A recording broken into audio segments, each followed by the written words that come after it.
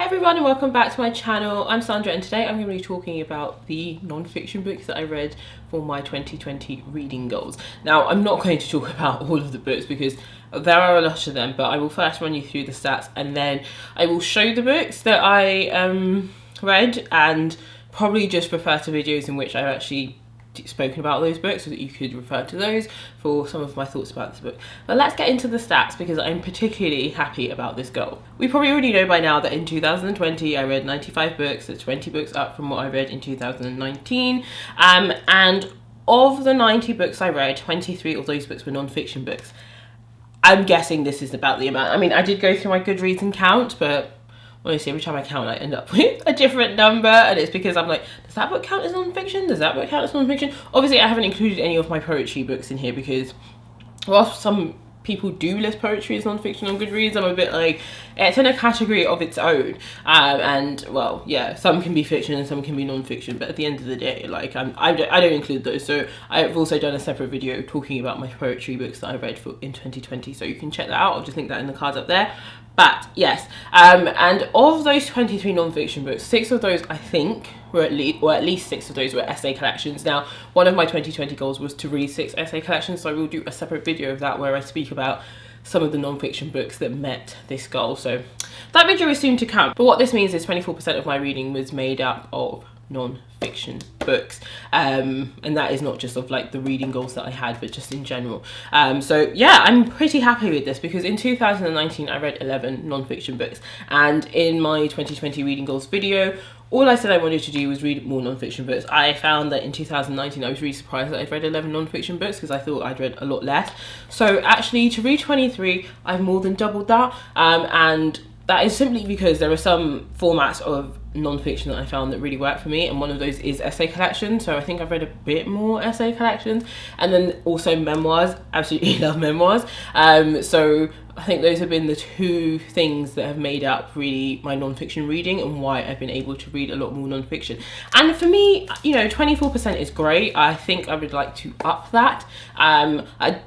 You know, I don't know if I want to up that just because, like, when you set goals, you sort of want to build on those goals and do a bit more. But actually, I'm kind of happy with the split. Like, if my reading stayed at 25% non-fiction, 75% fiction, I'd be really happy. It's probably a bit more different. I can't remember what the percentage of poetry that I read. So actually, if it stayed like non-fiction, poetry, fiction, and then within that you had the different genres, I think I'd be kind of happy with that. I spoke about in my poetry reading video that I do want to increase my poetry reading, so that number would have to change slightly. But other than that, I'm really happy with the amount of non-fiction books I've read. I've really enjoyed a lot of them, so I'm going to show you them, and then yeah, I will let you know about whether or not I'm going to speak about them in this video or whether I will refer you to other videos. Some of the books I will speak about in this video will have featured in other videos or might be coming up in other upcoming videos regarding my 2020 reading goals, simply because they fit many categories, like this book, You Are a Badass, How to Stop Doubting Your Greatness and Start Living an Awesome Life by Jen Sincero. So I spoke about this most recently in my 2020 reading more self-help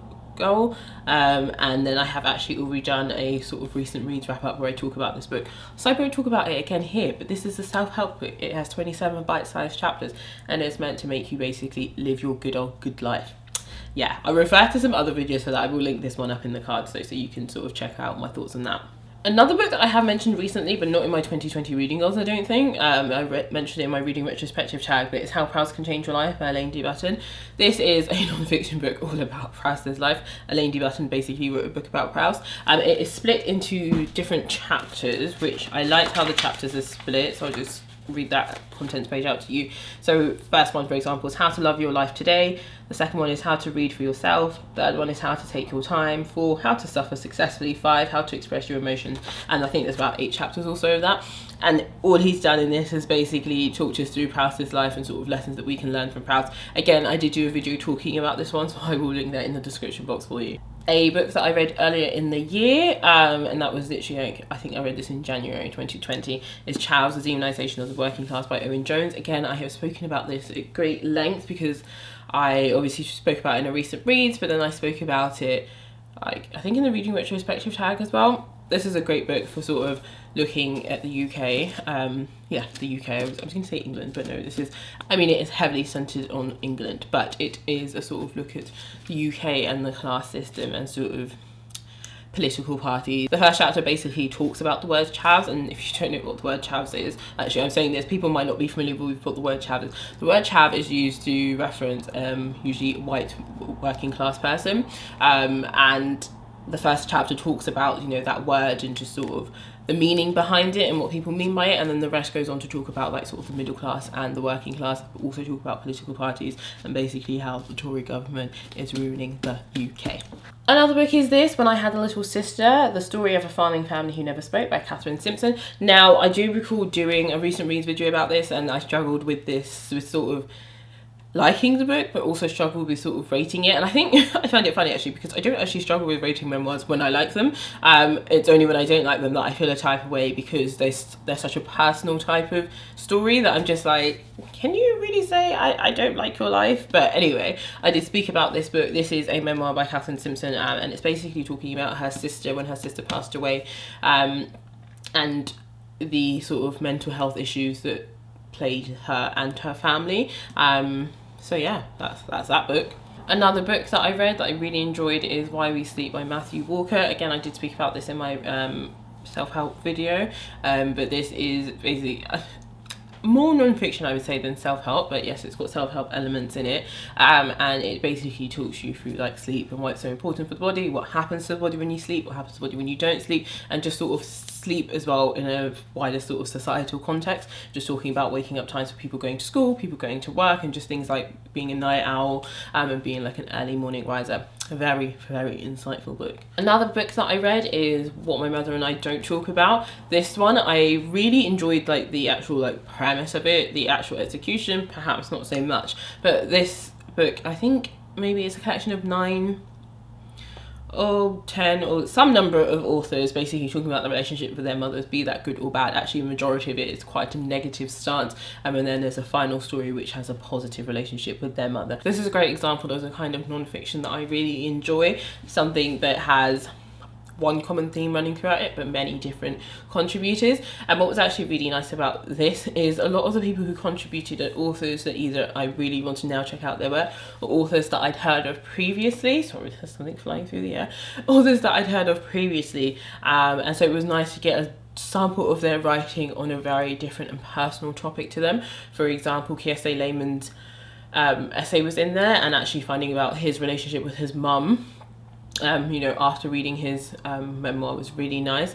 But also Andre Ackerman, I want to say, he is the author of Call My Name. It's not a book that I've read or that I'm actually interested in reading at all, but because I knew who he was, like I knew about the book that he'd written and that was, you know, quite successful, but it was nice to find out more about him on a personal level. And then there were a couple of others, but it was nice to find out about some of these authors, you know, knowing their names from their fiction titles, but actually knowing about some more personal aspects of their lives. I really enjoyed it for that aspect. Another book that I mentioned in my read, like more self-help books, is The Tiny Habits by BJ Fogg. So I won't speak about that in this one, but it was a book that I considered DNFing, but it's a really great self-help book about sort of building tiny habits. The next books I'm going to speak about are all memoirs. I know I've already spoken about a memoir previously, but just looking at my pile, it'll probably be a bit easier for me if I just sort of give them random categories. So the next non-fiction book is I'm Telling the Truth, I Lie by Bassey Ikpe. I'm not sure I have spoken about this book on my channel. I know I've mentioned it here and there, probably in a book haul, but I haven't spoken about it in great length. But yes, a non-fiction book. This is about Bassey Ikpe's life, basically. It also touches on her, well, I say touches on, there are huge parts of it focus on her anxiety and eventually her bipolar 2 diagnosis. Also talks about just like her family and sort of how mental health was spoken about in her family. And just basically her journey to finding out like what was wrong with her, essentially, and sort of building her life from there, but also it's very much in the leading up to her diagnosis. This is an essay collection, so really enjoyed it for that aspect. I actually would have really enjoyed this if this was just a memoir as well, actually, because a lot of it felt quite linear. Some of it is chronological, some of it isn't, but such a good piece. Another memoir, but is also an essay collection, is Heavy by Kiese Lehman. I did speak about this in my sort of book haul, I think, where I spoke about it at great length, and it was just meant to be a book haul. But I really enjoyed this book. I really enjoyed this book. And you know, in comparison to I'm Telling the Truth But I'm Lying, I felt like this was definitely very chronological. I think when it gets to the later chapters, that's when it's not so chronological, but actually, realistically, this could have just been a bit a memoir rather than being split into essays focused on certain topics, because there's a lot in this book. But again, I really enjoyed it. So when I do my talking about my 6 essay collections, I will touch on more about this and also the Bassey Igby book. Another memoir slash essay collection, I guess. Yeah, because this is split into essays, but it's actually described as a memoir slash manifesto, is I'm Not Your Baby Mother by Candice Braithwaite. The subtitle is What It's Like to Be a Black British Mother. I really enjoyed this. This is so nice because it's centered on the UK and sort of statistics about black women in the UK, and also it very much focuses on Candice's life, like growing up in London. And obviously, as someone who grew up in London, I can relate to a lot of what was going on in here. So I really enjoyed this. I think the way she writes is just so engaging. She just writes like, I don't know, for me, like a friend that I would meet and they'd be speaking to me, you know. For me, it was direct. It didn't have to be so lyrical that you were just like, you know, blown away by the writing. It was simple, straight to the point, but you still felt all the challenges that she felt. You still felt all the emotions that she felt. And this was just really good. So I think, again, this will fall into my essay collection video, so I will touch on it a bit more, but I have done also previous videos where I speak about this, so I will link that in the description box down below. Another memoir is An Unquiet Mind, A Memoir of Moods and Madness by Kay Redfield Jamison. I read this early in 2020 and I did speak about it in a recent reads video. This is Jamison's account of her bipolar diagnosis. I think this is bipolar 1.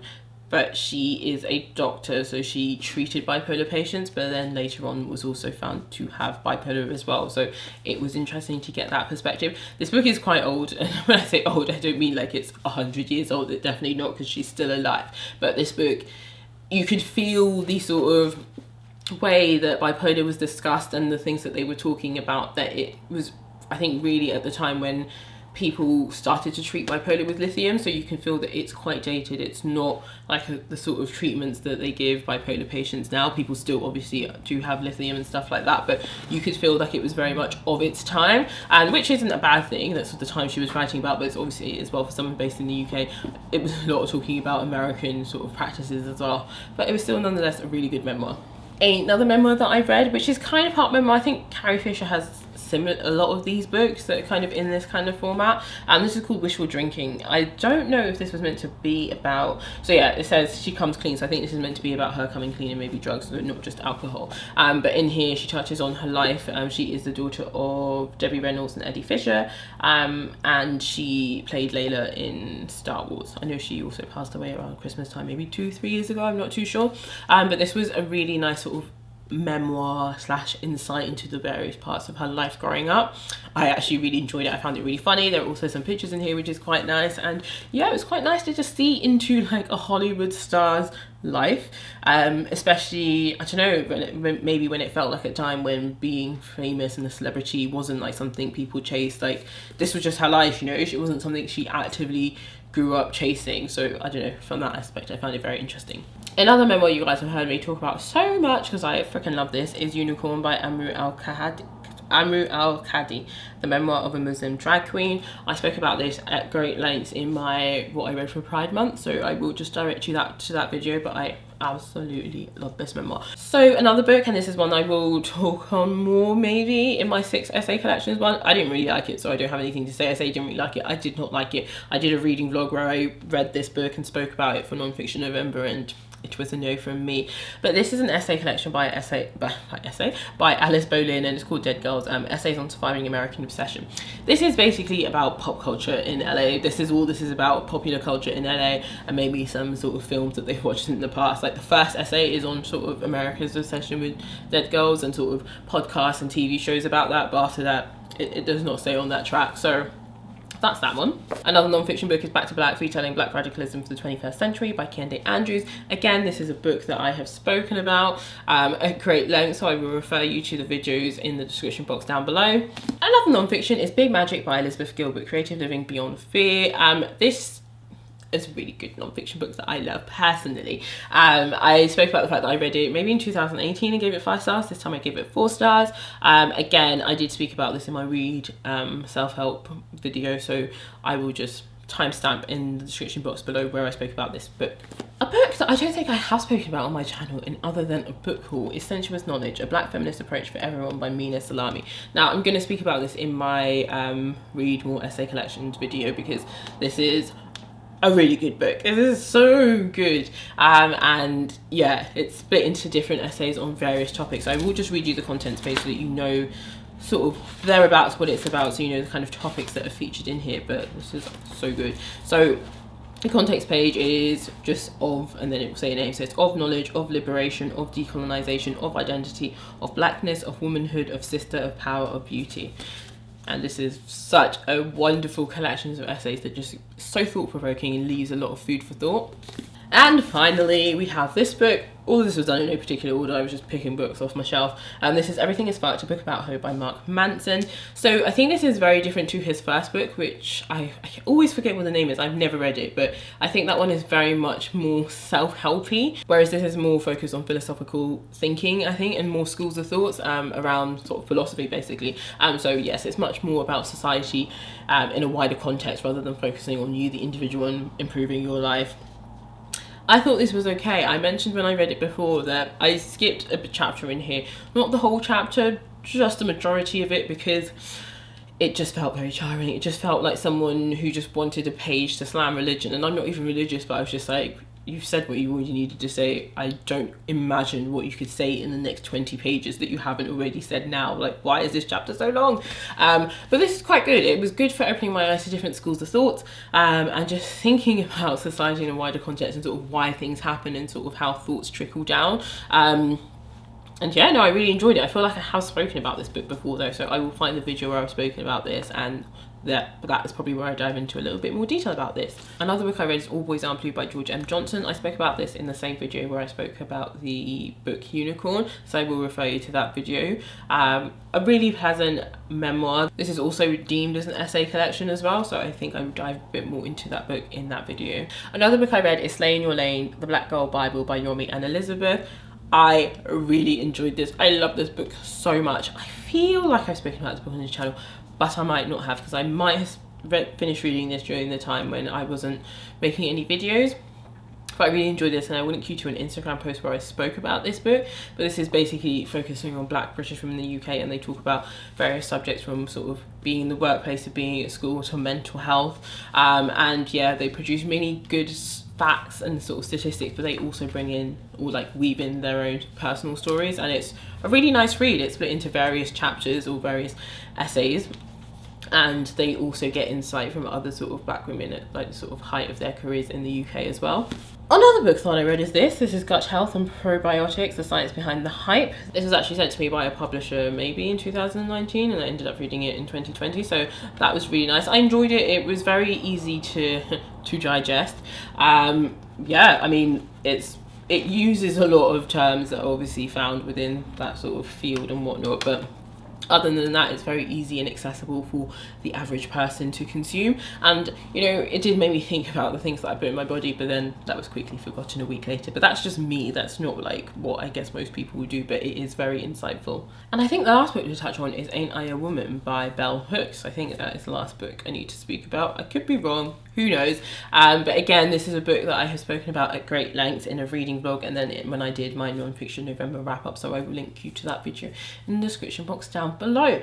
But that is all for this video. So I'm really happy with the amount of non-fiction books that I have read in 2020. Like, if I could just do this again and add one more book in, totally happy for 2021. And you know, out of those 23 books that I mentioned, I think I gave one book 1 star, like one book, and I gave, I think, another book 2 stars. Other than that, I'm pretty sure all the other books have been 3 to 5 star reads. So you know, I really do enjoy reading non-fiction. I said in my other video that I wanted to read more non-fiction because I wanted to learn more. But you know, I think I learned just as much from fiction books as well. But yeah, I'm really happy with the way that this goal went. Long may it continue in 2021. I think it's a really good split. I don't feel like I'm missing out on any fiction books. And yeah, so yeah, long may it continue that I find other non-fiction books that really interest me. I will say a lot of the non-fiction books that I read are not books that are like about happy subjects, but you know, that's what fiction books can be for sometimes, and I'm not displeased with any of those.